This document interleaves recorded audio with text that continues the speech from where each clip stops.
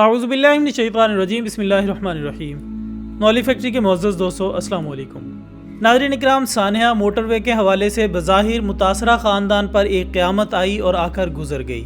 جس کی اذیت تو شاید زندگی بھر نہ جا سکے۔ البتہ اس موقع پر میڈیا اور خاص طور پر سوشل میڈیا نے جس قدر جارحانہ اور صحت مندانہ کردار ادا کیا کو دیکھتے ہوئے اندازہ ہوتا ہے کہ انسانوں کے اس جنگل میں اب بھی کچھ لوگ باقی ہیں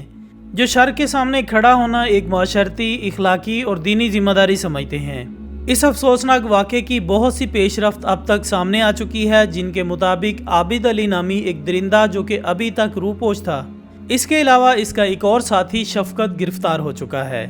لیکن ظاہر ہے کہ متاثرہ خاتون کی کسی حد تک اشکشوئی اسی صورت میں ممکن ہے کہ جب ان درندوں کو اس کی فریاد کے مطابق سزا دے کر نشان عبرت بنایا جائے۔ صرف یہ خاتون ہی نہیں بلکہ سارا پاکستان ہی یہ مطالبہ کر رہا ہے کہ ان سفاک درندوں کی کم از کم سزا سر عام پھانسی ہونی چاہیے، تاکہ ظلم کے باب کے سامنے ایک مضبوط بند باندھا جا سکے۔ جبکہ اب تک کی اطلاعات کے مطابق اگرچہ وزیر اعظم پاکستان نے خود بھی نہ صرف اس سانحے پر اپنے گہرے دکھ اور غم کا اظہار کیا ہے، بلکہ یہ رائے بھی دی ہے کہ اس جرم کی سزا یہ ہونی چاہیے کہ ان مجرموں سے ان کی مردانہ صلاحیت چھین لی جائے، جو کہ بلا شبہ ایک اذیت ناک سزا ہوتی ہے، لیکن اس خاتون اور سر عام پھانسی کے عوامی مطالبے کو خلاف مصلحت قرار دیا ہے۔ ناظرین، میں ہوں محمد الیاس اور آپ دیکھ رہے ہیں ہمارا یوٹیوب چینل نالج فیکٹری۔ آج کی اس ویڈیو میں ہم نے وزیر اعظم پاکستان کے اس بیان کے پیچھے چھپی مصلحت کے علاوہ ان کی تجویز کردہ نامردی کی سزا کو بھی اپنا موضوع سخن بنانے کی کوشش کی ہے کہ اس جرم کی سزا ایک اسلامی معاشرے میں کیا ہونی چاہیے، اور وزیر اعظم نے جو سزا تجویز کی ہے وہ اس وقت دنیا میں کہاں کہاں رائج ہے، اور خاص طور پر ہم اس مصلحت کے بارے میں بھی بات کریں گے جو کہ سر عام پھانسی کی سزا میں رکاوٹ بن رہی ہے۔ تو چلیے دوستو، چلتے ہیں ہماری آج کی اس ویڈیو کی جانب۔ معزز خواتین و حضرات، اس میں کوئی دو رائے نہیں ہو سکتی کہ اپنے 3 معصوم پھولوں کے ساتھ نہتی اس خاتون اور بچوں کے ساتھ جو سفاکانہ سلوک اختیار کیا گیا، اس میں نہ صرف اس کی انمول عزت کا قتل شامل ہے، بلکہ ڈکیٹی کے علاوہ ماں کے سامنے اس کے معصوم بچوں پر بے جا تشدد بھی ایک ایسا گھناؤنا جرم ہے۔ سو نہ صرف انصاف چاہیے بلکہ وہ انصاف چاہیے جو متاثرہ خاتون اور اس کے خاندان کے دکھ کا مداوا بن سکے، اور اگر خود حکومت ہی ایک مظلوم کا سہارا نہ بن سکی تو یہ اس سے بھی زیادہ اور بدترین ظلم تصور ہوگا۔ وزیر اعظم پاکستان نے اپنے ایک انٹرویو میں کہا ہے کہ اگرچہ میں خود بھی اس ظلم پر سر عام پھانسی دینے کے حق میں ہوں، لیکن اس کے لیے بعض بین الاقوامی قوانین ہمارے آڑے آ رہے ہیں، جس میں خاص طور پر یورپی یونین کی طرف سے حاصل کردہ ایک مخصوص سٹیٹس بھی ختم ہو سکتا ہے۔ سو یہ مصلحت کا تقاضا ہے کہ اگر یہ ہمارے لیے ممکن نہ ہو سکے تو ان سفاک درندوں کو کم از کم ایسی سزا ضرور ملنی چاہیے جو کہ عبرت انگیز ہو، اور میں سمجھتا ہوں کہ وہ سزا ان کو مردانہ صفات سے محروم کر دینا ہے۔ محترم ناظرین، وزیر اعظم کی مصلحت بینی پر ہم آگے چل کر بات کریں گے، لیکن یہاں تو راوی ہی الٹا بہہ رہا ہے۔ پاکستان کی وہ بیٹی جو ان بے لگام بھیڑیوں کی ہوس کا نشانہ بنی، اس کو کوئی ریلیف دینے کی بجائے CCPO لاہور نے اس کے زخموں پر جو نمک چھڑکنے کی جسارت کی ہے، وہ بھی ایک علیحدہ اور دردناک بلکہ شرمناک باب کی حیثیت رکھتی ہے۔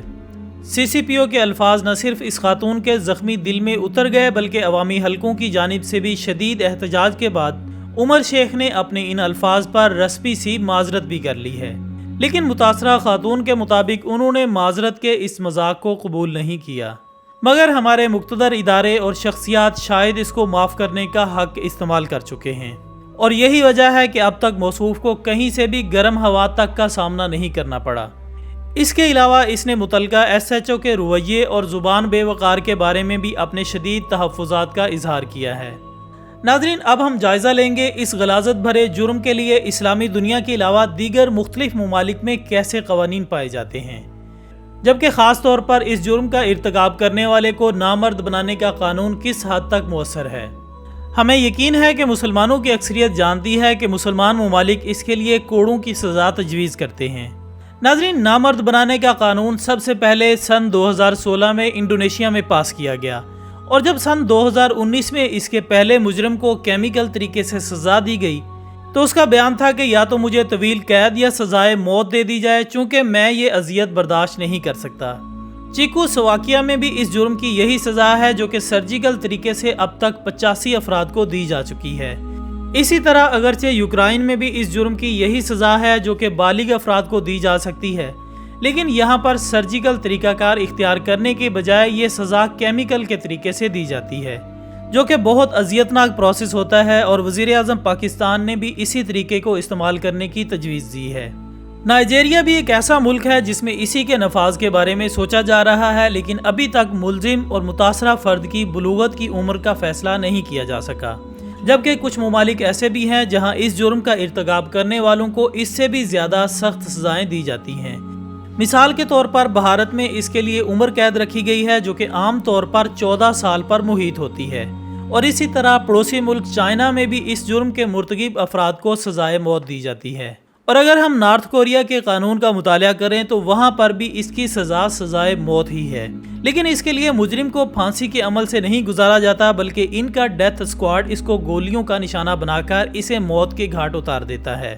اسی طرح مرکز اسلامیہ سعودی عرب میں ان درندہ صفت لوگوں کا سر قلم کرنے کی سزا موجود ہے، اور یہی وجہ ہے کہ اس عبرت انگیز موت کی وجہ سے ان ممالک میں ایسے واقعات بہت کم دیکھنے کو ملتے ہیں، جبکہ برادر اسلامی ملک افغانستان میں بھی ایسے ہی ہے۔ اس کے علاوہ اور بھی کئی مجرموں کے سر میں گولی مار دی جاتی ہے۔ بدقسمتی سے ہمارے ہاں ابھی تک اس جرم کی شدت کو اس طرح محسوس نہیں کیا گیا، لیکن موٹر وے پر ہونے والے اس اعصاب شکن حادثے کے بعد یہ مطالبہ پوری شدت کے ساتھ کیا جا رہا ہے کہ انسانیت کے ان دشمنوں کو سرے عام پھانسی دی جائے، جو کہ باقی لوگوں کے لیے باعث عبرت بن سکے۔ لیکن افسوس اتنی بڑی قیامت گزرنے کے باوجود ابھی تک سیاسی مصلحت اندیشی اس میں روڑے اٹکا رہی ہے، جبکہ ضرورت تو اس امر کی ہے کہ پارلیمنٹیرین خود آگے بڑھ کر اس کی تلخیوں کو محسوس کرتے ہوئے بغیر کسی سیاسی یا جماعتی نسبت کے قانون سازی کر کے اس جرم کے لیے اگر ممکن ہو سکے تو اس خاتون اور عوامی مطالبے کے مطابق سزائے موت کا قانون پاس کریں، ورنہ وزیر اعظم کے اعلان کے مطابق ان انسان نما جانوروں سے ان کی مردانہ صلاحیت چھیننے جیسی مجوزہ سزا پر فوری طور پر عمل درآمد کیا جائے، تاکہ نہ صرف ملک کی بیٹیاں بلکہ وہ معصوم بھی محفوظ زندگی گزار سکیں، جو کہ کمزور اور کم عمر ہونے کی وجہ سے اس کا شکار ہو رہے ہیں۔ آج کی ویڈیو میں بس اتنا ہی، انشاءاللہ بہت جلد دوبارہ ملاقات ہوگی ایک اور اچھی سی ویڈیو کے ساتھ۔ تب تک کے لیے اپنا دوستوں، رشتہ داروں اور گرد و نواح کے تمام لوگوں کا بہت خیال رکھیے گا۔ اللہ حافظ۔